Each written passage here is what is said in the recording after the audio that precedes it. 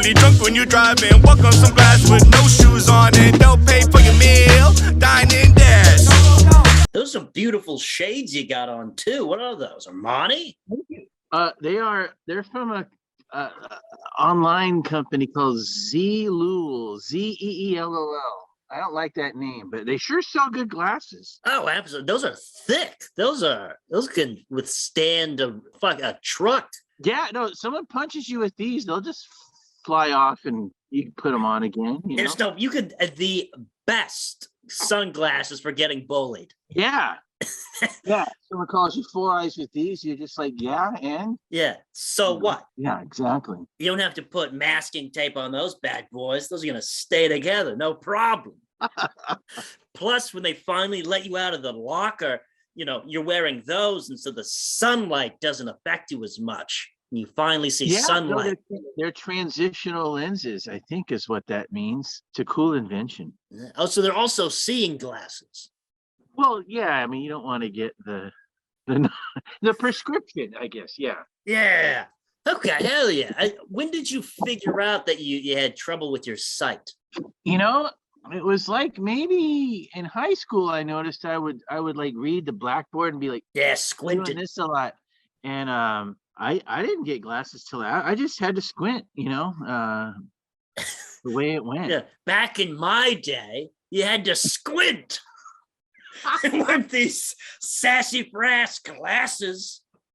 Yeah, and then my first pair was this metal pair that was really kind of like you'd see like an Air Force engineer. Yeah, like not a cool guy, but like the guy who just had a calculator. That was what I had. For sure, a guy named Durrell. He loves Jeopardy and he loves airplanes.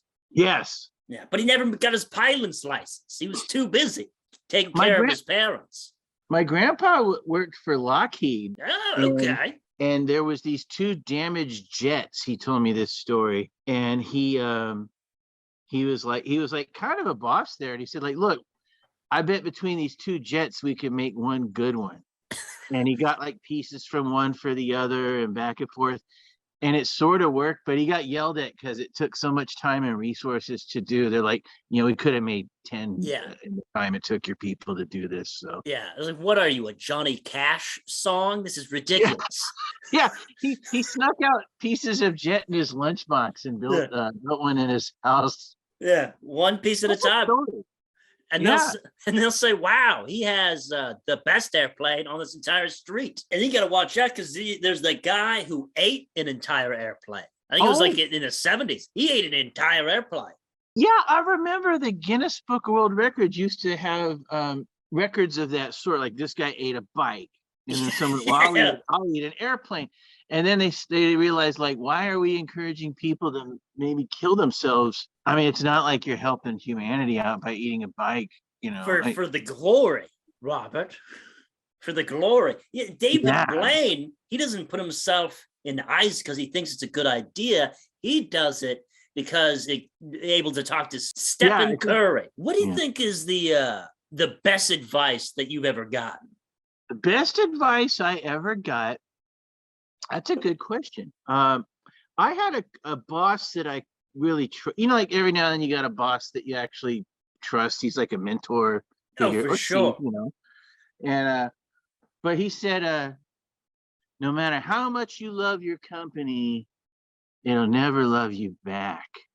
Like, because in time they'll still cut you no matter how many years, how much you love your job, all that overtime. If they need to make cuts, none of that matters. So don't take it personally. Yeah. He said that as he made me back my desk. No, but I just thought, like, a lot of people I've been working in some kind of corporate job off and on for over 30 years, Yeah. But it's like, you realize that, like, just you're going to get a lot of jobs and don't give them too much of yourself because you'll never get it. You won't get it back, I really hope that advice was given like it was at lunch. No, it was just silent. You're eating a salami sandwich. Yeah. And he just lifts his head up and says, no one loves you in this business. Yeah. If you get fired, Robert, don't take it personally. I'm just saying. Oh, he's peeing next to me. Yeah. I thought Why are we you were just telling me this? I thought we were just pea buddies, but now you're dropping this harsh drama Yeah. on me, really Yeah. ruining my stream. I did have a boss do that really ham-fistedly. She knew layoffs were coming, and I inherited a little bit of money, and I told her I was going to buy this car, and she's like, "Don't buy a car for a few months."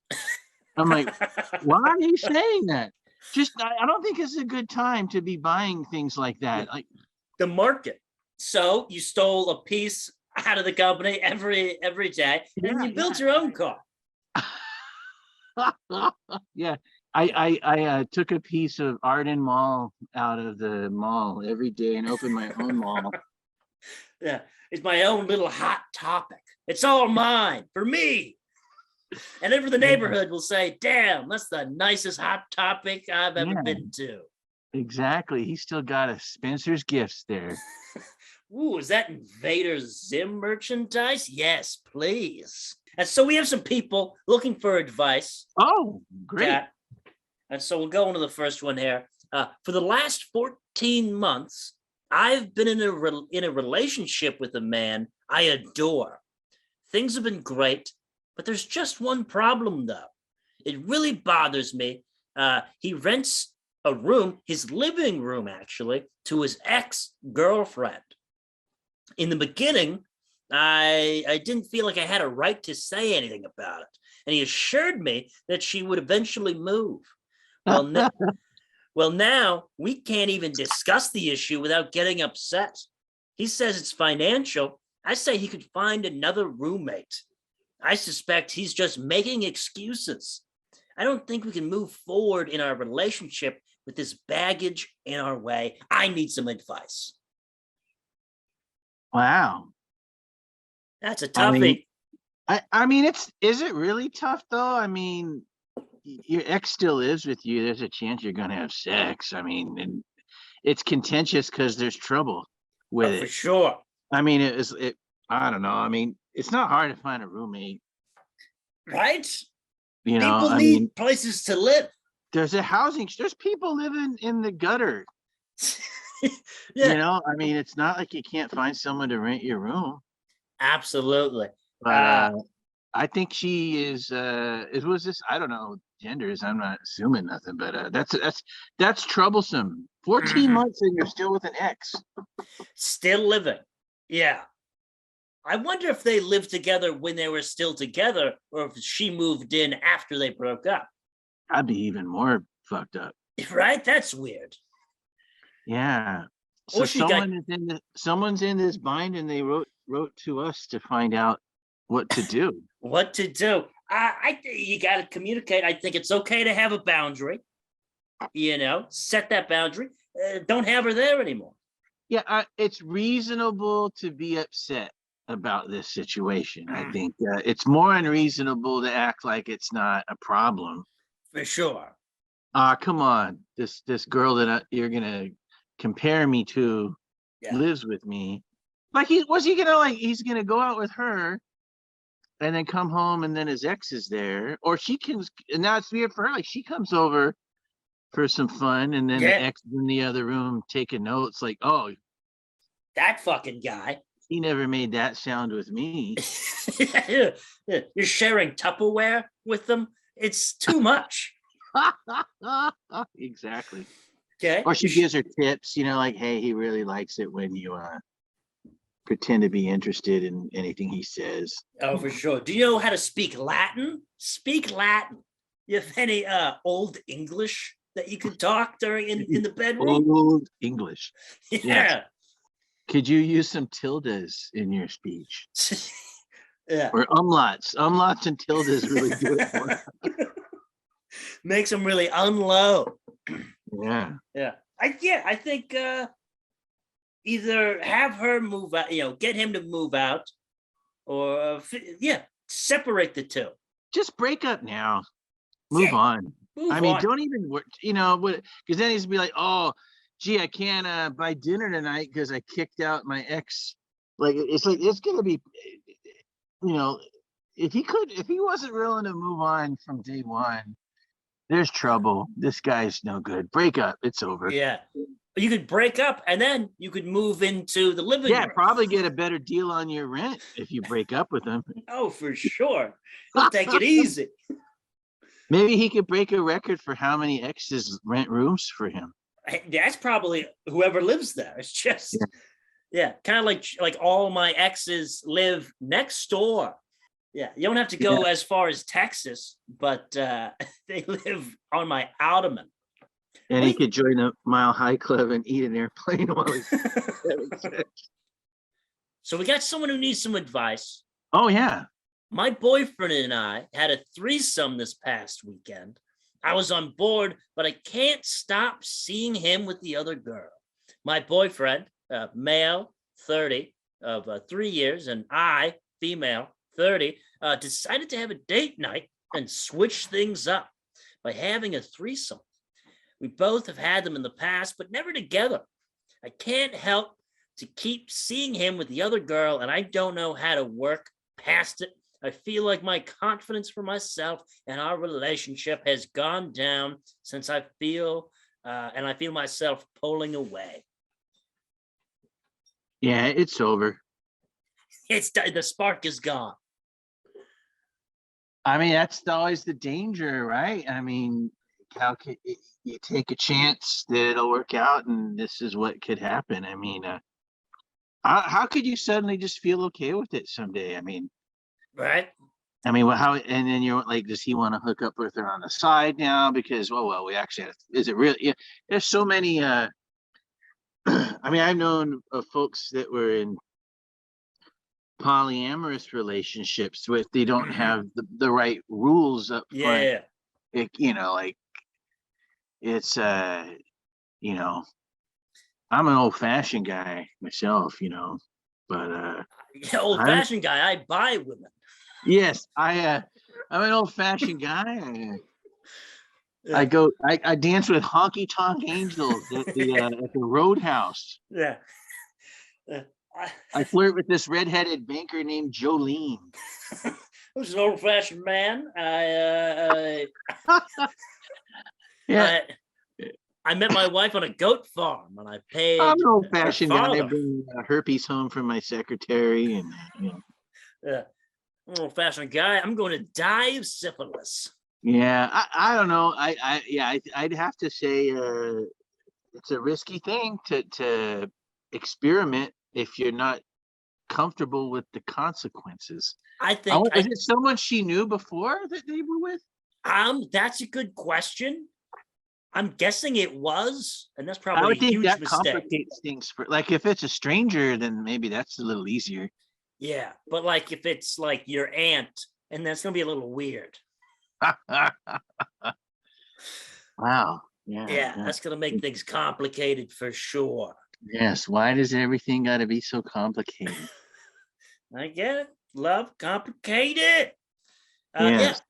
No, definitely communicate how you're feeling if you haven't already. And maybe it's done. Yeah, I mean, I kind of feel like once you write to an advice column for anything, it's over. There's not a lot of going back.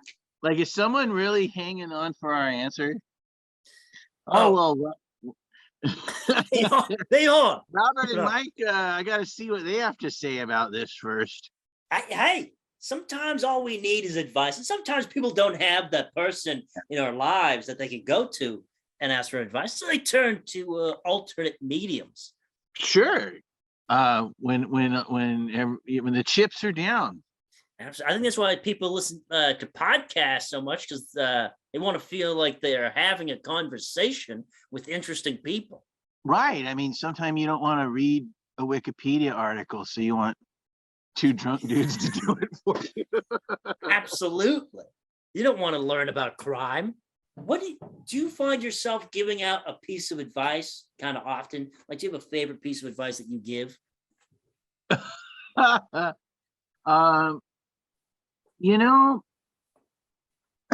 I got a piece of advice with comedy that I've regurgitated to other people, but like, don't care about anything. Yes. No. Well, I mean, but that kind of like, we get so hung up in our mind about things like, Yeah. why is this person getting this opportunity that I'm not? And you just need to look within and realize that they're better than you. Yeah. But no, I mean, there's so many timing and opportunity and being at the right place, and having a bad set on stage and beating For yourself sure. up. Like, hey, why is it a bad night tonight? What did I do wrong? Maybe nothing. Don't worry. Yeah. There's gonna But be other nights. exactly. I mean, and that's with life as a whole. I mean, there's all, you're gonna have some shitty days. You're gonna feel so low. You're gonna feel like they can't get any worse. Hmm. And over time, like, yeah, someday I'll feel good. Someday I'll feel bad. You And figure out that indeed it can get worse. just drink till it gets better. Now, for sure, substance abuse. No, that's I get that now I have tinnitus lately, No shit. last few years, and so I get this sort of like Yeah. nonstop. So you just I'll listen to some music or drink or do something, but like it's just kind of like life's troubles are kind of like that. You just put up with it and find And a way then to deal with it. one day it'll stop for good. Yeah, Yeah. along with your pulse and yeah. Yeah. One day Yeah, at a time. death is the ultimate substance abuse, I guess. Oh, absolutely. You give mean- into it. It's hard to come back from. Yeah, you always hear about like, oh, I died for like 5 minutes and then came back, and then, but like Yeah, maybe it was like really good. Yeah. Like but now you're haunted by your past for the rest of the movie. And then boom, you're flatliners. yeah. Oh, that's right. They were killing themselves on purpose and then bringing them back. Yeah, was that Keith Sutherland? Yeah, and Julia Roberts, I think, was in it. Yeah. You gotta be careful. You gotta be careful putting yourself under. Yeah, I would. I don't know if I trust other people to bring me back. They were like medical students in that movie, I think, though. They weren't just like having a party game. Yeah, they weren't just schlubs off the street. They didn't work at a Circuit Bill, City. idea. They weren't just organizing DVDs on shelves. Like they knew how to like bring people back. So that is kind of what happened with dental anesthesia. They used to just like, you would drink whiskey and they'd pull your tooth out. Yeah. These horrifying, like a lot of Old West barbers used to also be dentists. But yeah, there was these medical students that were messing around with the laughing, whatever that is, anesthesia. Yeah. They were messing around at a party, and somebody had like bumped their knee on a table really bad, and it was bleeding, and they didn't feel a thing. God damn. Wait a minute, and one of them had like a bad tooth, and they tried opening them up and pulling it out, and it went okay. So that's kind of No shit. history comes from a bunch of fucked up medical students They were- partying extra hard. God damn, they were just experimenting in each other in a dorm room. Yeah. That's why you gotta be careful with experimentation. Experimentation can be dangerous, but it can have good outcomes. Yeah. I mean, you got to try. That's good advice. You just got to experiment. You got to experiment, and if it's with the wrong woman, maybe just let it be.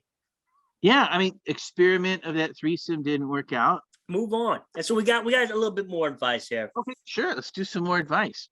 So my mom, 50 female, found old shoes across the Is road. your mom in this advice scenario? Not my mom. This is the person who wrote it. Okay. So their mom. So 50 female found old shoes across the road.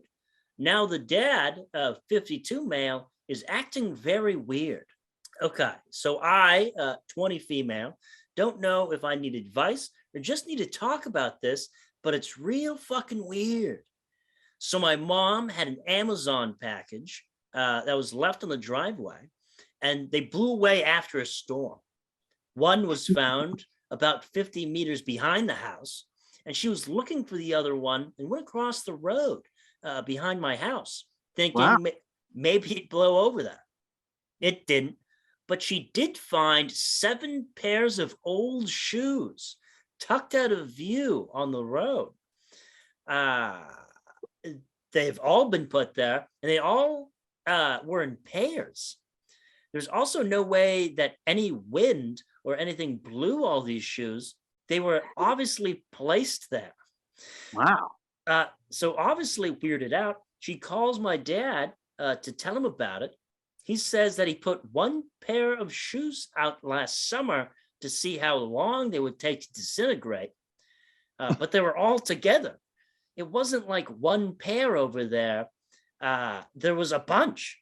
And so as for an anxiety ridden as he is, he just brushed over it like it was normal. And I get home first, and then he does. And when he got home from work, he went out across the road, gathered all the shoes, and threw them away. My mom asked why, and that what if they belonged to missing people and stuff like that. So she asked to take pictures of them. Like souvenirs of people you killed. Maybe. We go out to the trash, but there were only 5 pairs now. We have a picture from before. He went out there and was and there are very clearly shoes that are not in the trash now. Also, all of the shoes are a men's size 10 and a couple of 9s. That's his shoe size. Oh. He just says that he has no idea what happened to them and someone must have taken them. And so my mom is adamant that there were more shoes and says that we're going to go look for them. We go across the road and there are no shoes to be found, but this time we notice 3 belts. 2 of them are wrapped around the base of a fence and the other just draped on top. What the fuck? One of the shoes in the picture, I know I've seen him wear, but they were not in the trash when we looked. I searched all through the garbage and his car. I couldn't find the missing shoes. So if anyone has any ideas or advice, I'm open to anything. Wow. That's a scary story.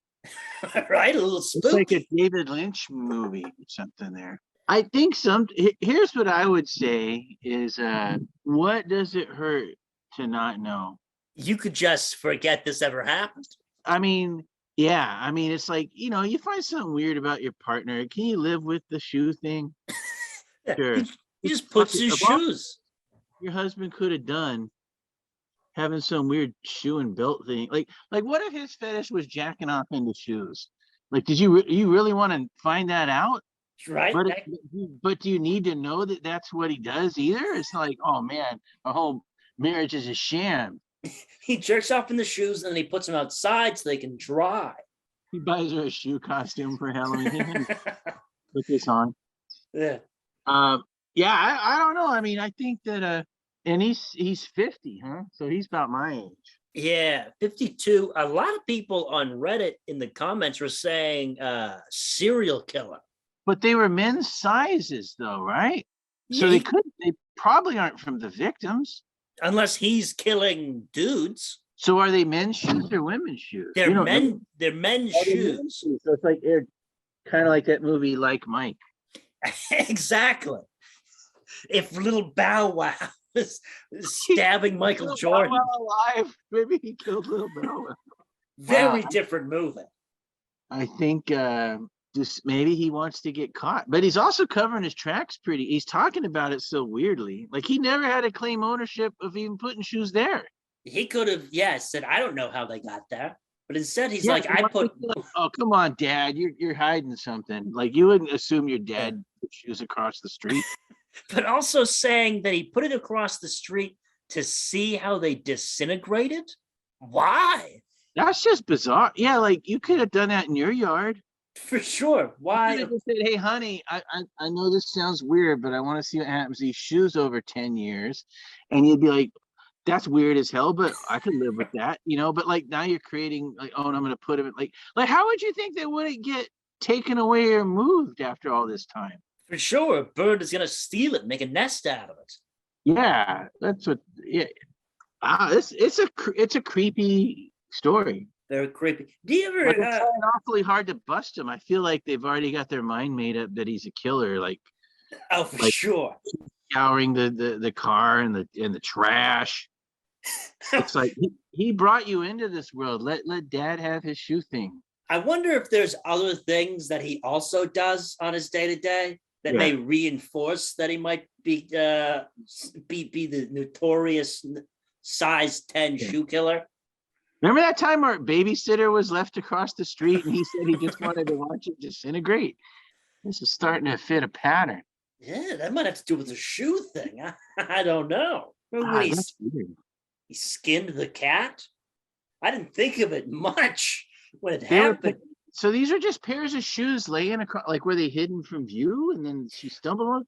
The mom found. See, it's even a weird story. Like one day her shoes blew away in a storm. Or her packages. Right, but then she found shoes across the street. Yeah. Like after all this time, I don't know. I think mom and dad both got something weird going on with this, and they're just messing with their daughter. They're all hiding something. It's all turns out that she's not even their daughter. Turns out she's like heiress to the Russian royalty.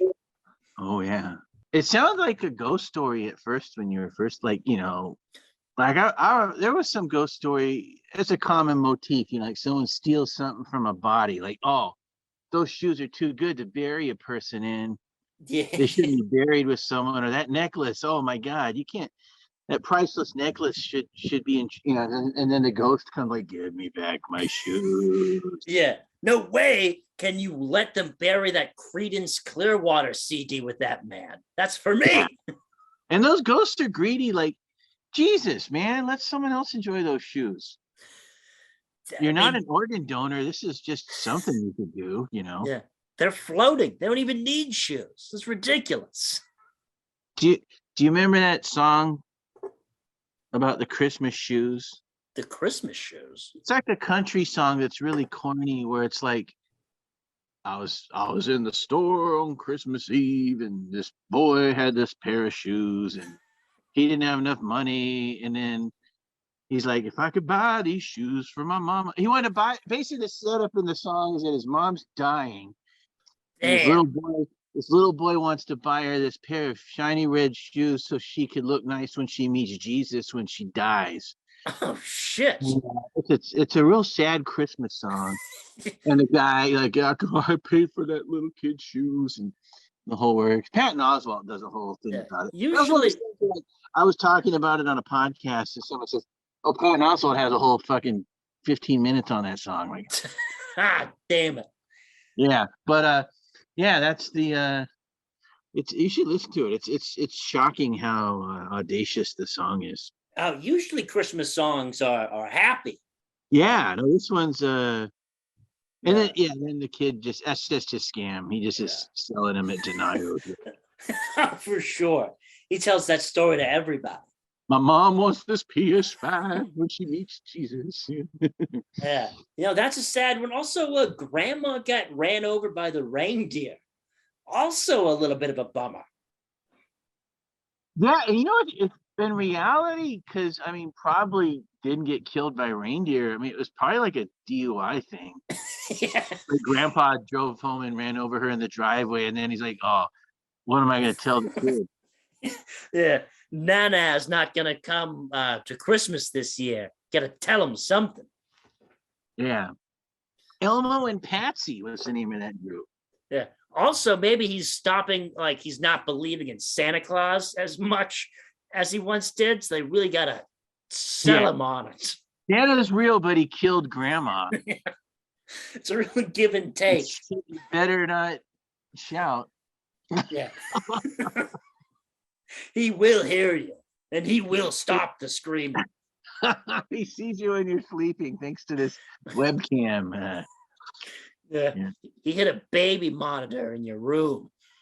He's always listening, always watching. Santa's like a big old, he's got like this 400 monitors room where you're just zooming in kids. It's like the ending of Matrix. Yeah. Just this Colonel Sanders looking dude in a big, just monitor-filled room. Zoom enhance. Just watching kids be nice or naughty and running over grandmas. Yeah. Yeah. I wonder how bad that kid had to be for his grandma to get. Like, that's the Christmas gift. Like, Cole didn't cut it. Like baby Hitler. Yeah, he had some unpure thoughts for sure. Had to take out grandma. Then he used to steal shoes. Yeah, he's never gonna take an Abba Zaba bar ever again. Yeah.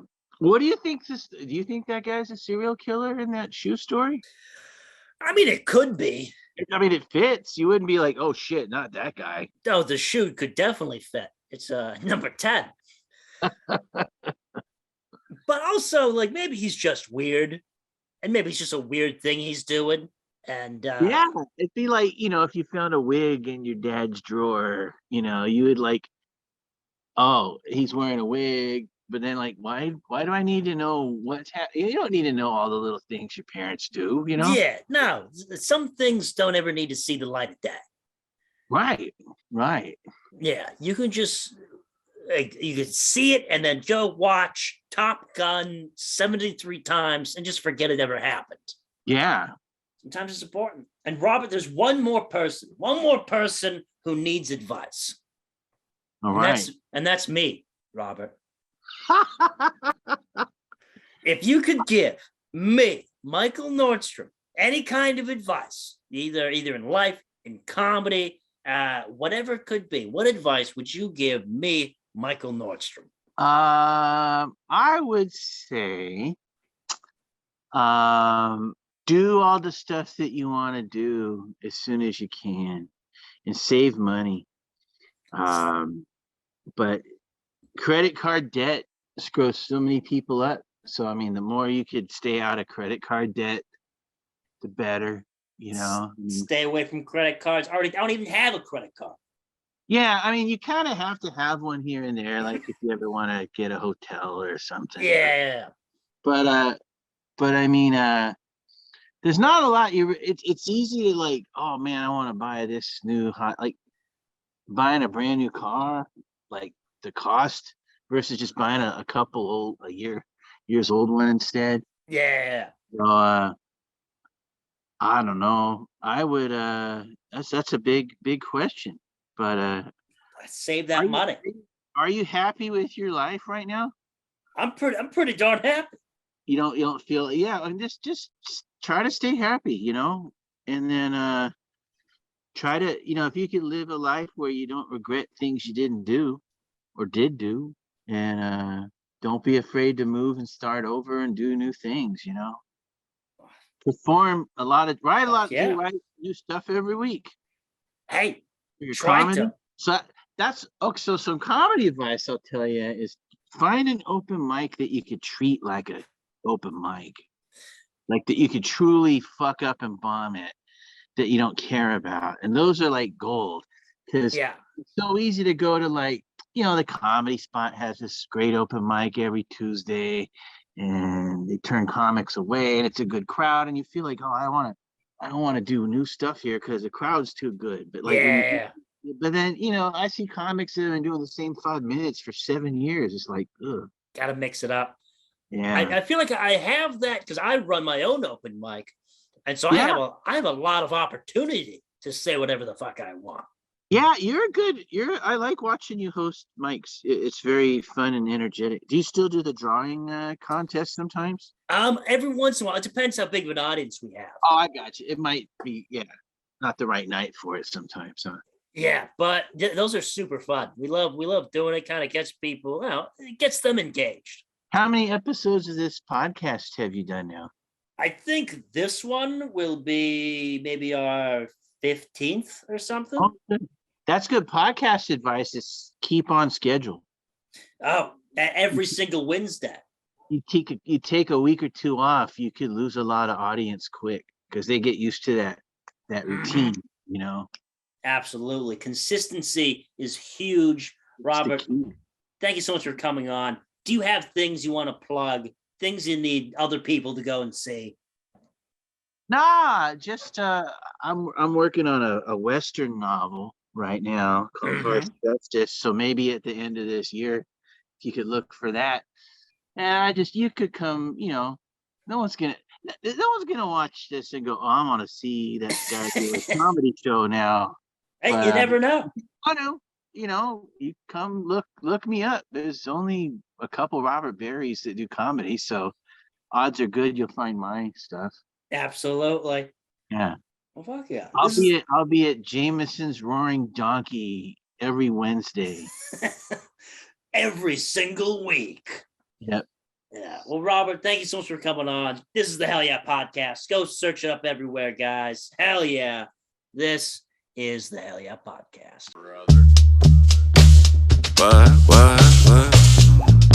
Hell yeah. What? Hell yeah. Can I get a hell yeah? What? Can I get a hell yeah? What? Hell yeah. What? Hell yeah. And I know it ain't right, and I know you shouldn't take this advice, but make sure you really drunk when you driving. Walk on some glass with no shoes on, and don't pay for your meal. Dine and dash. You better not ask me for no advice because